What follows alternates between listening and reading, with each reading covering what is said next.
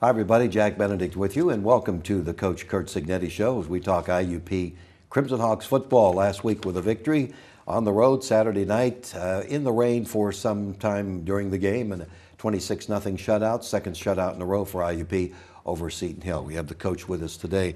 Coach, let's talk about this game. There were a lot of things that happened in this game, and after a couple of sequences on the first couple of series, you actually started to drive the football a little bit, and I looked back on the notes, and it was the fourth possession, and you had a couple of passes that put you in scoring territory, and then a batted ball at the goal line, and they intercept it, stops that drive. And I know there are a lot of ifs, but if you score, that could have changed the tone of this whole game, would you think? Well, of the first half. I mean, we came out with the win, and that's always the goal, but we did sputter offensively in the first half, and our defense did just a tremendous job keeping us in the game and constantly stopping Seton Hill, who had good field position. That particular drive, we had about an 8 or 9 play drive put together, made some nice passes, nice catches, had some good runs, got first and goal on the 6, and had an interception. So, guy made a nice play on the ball, and Seton Hill played very inspired football.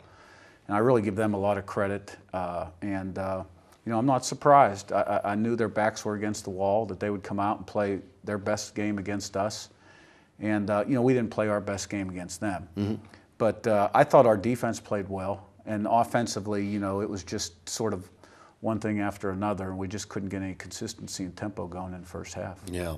So, the first quarter ends, and it's a little bit of a surprise here and there what's going on. It was their homecoming too, and they were enthusiastic and did play hard. Special teams played a big part, and of course Terrell Holloway comes away with a block punt, and you get the safety. So there you go, and you're up 2-0. That gives you a lift. Yeah, we're up 2-0, and Terrell did a great job putting pressure on the punter, blocking the kick, went out of the end zone for a safety, put us up 2-0. I tell you, our special teams were really good in the game, aside from our kickoff coverage. Our punt team did a great job. Our punt return team, PAT field goal team, obviously the punt block was a huge plus. And our special teams have been pretty good this year. They had an opportunity then to actually go ahead 3-2, and I don't know, this is wide right on the first one. Yeah. They don't get it. And then there's a sequence where there are like 3 interceptions, 2 by IUP, 1 by Seton Hill. But the one that did not count for Eric Williams, who had both of them, there was a holding call on that particular play? Yeah, it's nice to get Eric Williams back in the lineup. Of course, he hasn't been with us very long, but can really has a lot of potential and can help us on defense, covers a lot of ground in center field, really made a nice interception on a play, had a nice return on it too, and but we got called for defensive holding prior to the ball being thrown, so that one came back. Well, they come back then, and they miss another field goal. I think the first one was wide right, the second one was wide left. There are a couple of opportunities that they missed out on. This kind of gave you new life, but really after the halftime, the third quarter belonged to you guys, and the defense probably set the whole tone for that whole quarter that, eventually you busted this game open. Well, I think the defense set the tone for the entire game from start to finish. I mean, we really played well on defense.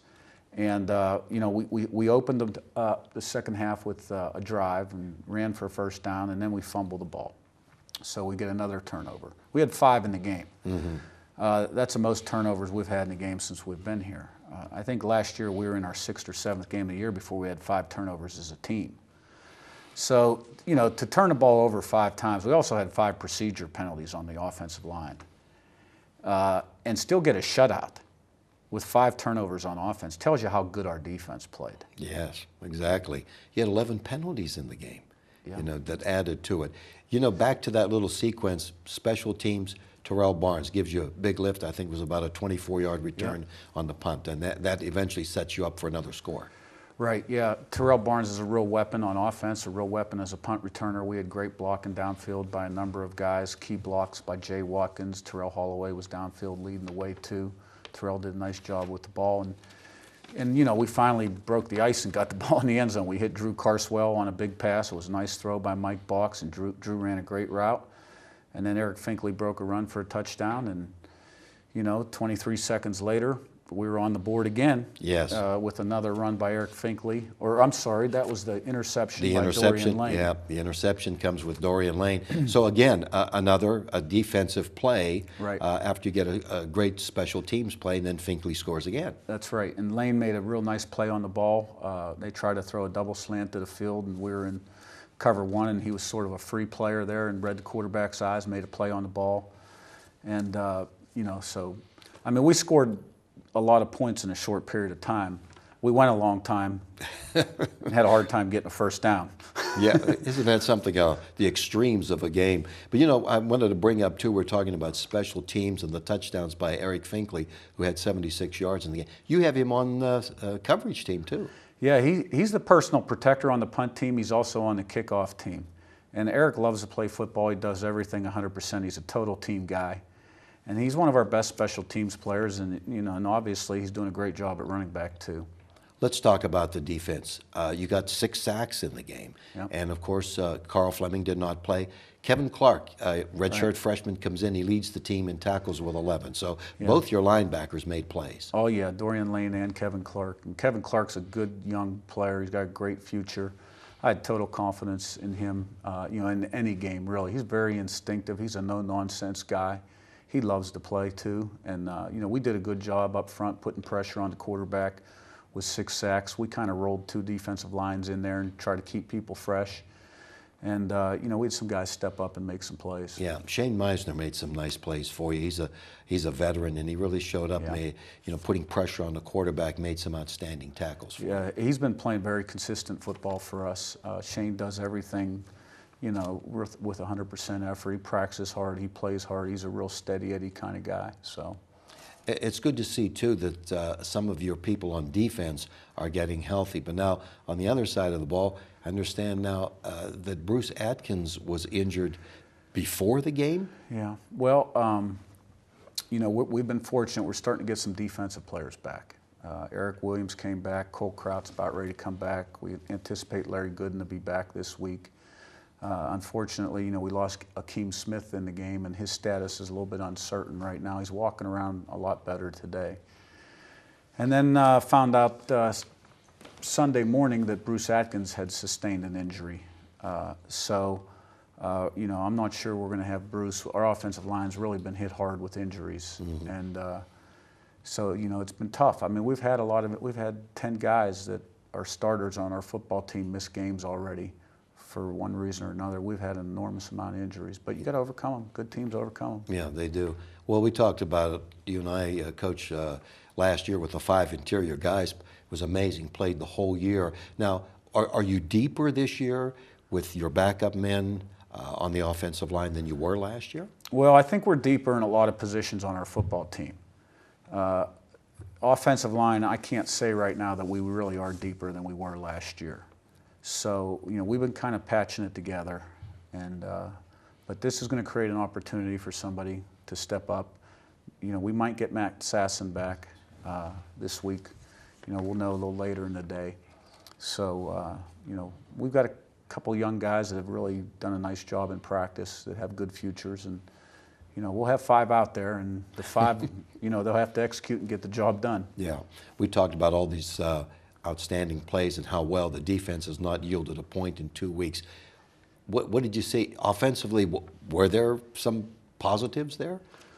Well, I thought the way we played, in the end of the middle 3rd quarter till the end of the 4th quarter, we started to get into a rhythm and a tempo. And I thought we were really going to finish the game strong, and then we had a couple offsides again and another fumble. And so we weren't able to quite end on the positive note that I thought we would, because once we started getting into a flow, we started moving the ball pretty well. So, but look, guys will look at the tape. It might be another wake-up call for some people. And, our focus wasn't there like it needed to be. And I take responsibility for that. And, it's hard to overcome 5 procedure penalties. And then when you turn it over 5 times, we're lucky to win the game. I mean, we've led the country in turnover ratio 1 year and number 2 in the country last year. And so that's very uncharacteristic for us to turn the ball over like we did Saturday night. All right, we know it's a different story now. California's coming in. It's the Coal Bowl. IUP's never won the Coal Bowl in 4 games. Right. Cal's won 6 years in a row, although there are a couple of close games. And, of course, if you go back to last year, and the guys that played in that game felt there was one that got away. We know we've got 2 really good teams here. And you and I talked about it. When you look at the numbers, this could be a defensive struggle. Well, on paper, it certainly looks that way. I mean, you've got 2 defenses playing very well. You've got 2 offenses that are struggling a little bit. And so it would lead you to believe that it would be a low-scoring game. So, of course, you know, football is a funny thing. You never know how it's going to turn out. But both teams are undefeated. You know, I think both teams have played well at times, and at times they've struggled. And, you know, so it ought to be a great matchup. This Western Division is proving to be pretty interesting. Gannon beats Slippery Rock, hands them their first loss. A lot of points scored there. Clarion, without Ben Fiskus, their quarterback, kid from Indiana, brings a redshirt freshman in. They're off to their best start since the mid-'90s, 3-0. And then, you know, we know Mercyhurst is, we know there are a lot of good teams in this Western Division. I think top to bottom, it's a really strong conference, and, you know, it's going to be very interesting to see how it shakes out. Of course, you know, we're just worried about taking it one day at a time and getting better. And, you know, I think the bullseye is on us right now. We're everyone's target, and I think a lot of people have devoted time in the off-season to studying us and trying to find ways to gain an advantage on us. But, you know, at the end of the day, somebody will be at the top, and, you know, you got to play it out and see what happens. So when you go to work this week and practice, and I know you guys do practice hard because I pop in there every once in a while and watch what's going on. I guess they just know you got to get sharper on the offense and have to make a few more plays. And I guess there's some patience involved in there when you're talking about these procedure penalties and what have you.